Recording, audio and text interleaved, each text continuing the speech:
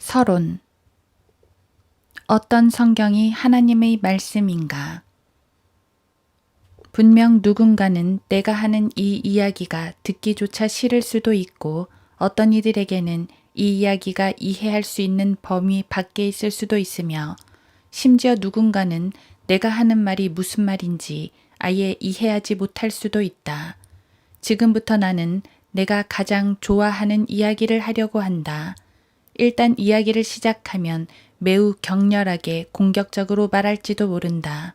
그러니 이 글을 읽는 동안 감정이 상하거나 몹시 화가 날 수도 있다는 사실을 염두에 두기 바란다.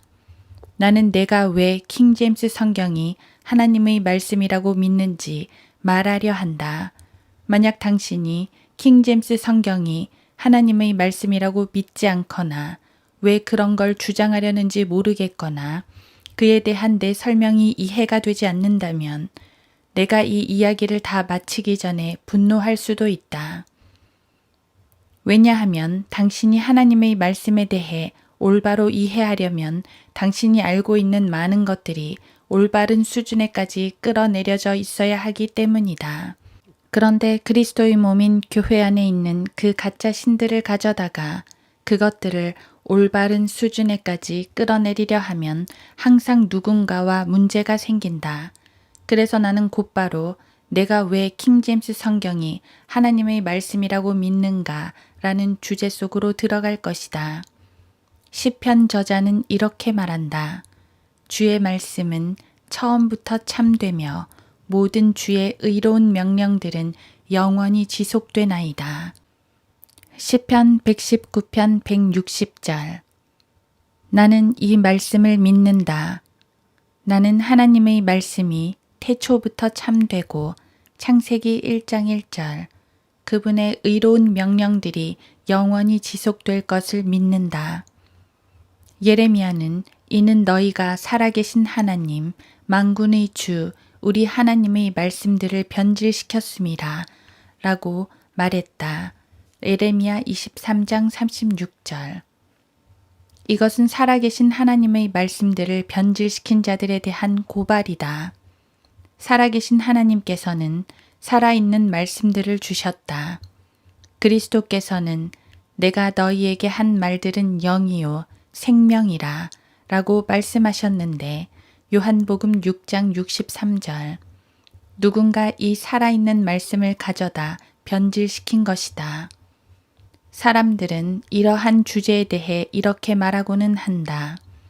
뭐 일부 사람들이 좋아하는 이야기거리잖아요. 아니, 내가 하려는 말 중에 그런 이야기거리는 없다. 최종 권위에 관한 주제는 오늘날 미국이나 세계 전역에서 일어나는 그 어떤 일보다도 중요한 주제이다. 만약 전 세계에 딱 하나의 공통된 쟁점만 있다면 분명히 최종 권위, 즉 절대적인 진리에 대한 내용일 것이다. 대법원은 모든 진리는 상대적이라며 거짓말하고 있다. 학교에서 진화론을 가르쳐도 되는지 논란이 일어났을 때 그들은 한 가지 이론만을 가르쳐야 한다고 주장했다. 학교에서 가르칠 수 있는 한 가지 이론은 바로 진화론이었고 그 누구도 창조론을 가르치도록 허락받지 못했다. 처음에 그들은 모든 진리는 상대적인 것이라고 말하고서 한 가지 이론만 가르칠 수 있다고 판결했다. 모든 진리가 상대적이라면 세상에는 진리가 한 가지 이상 있다는 것이다.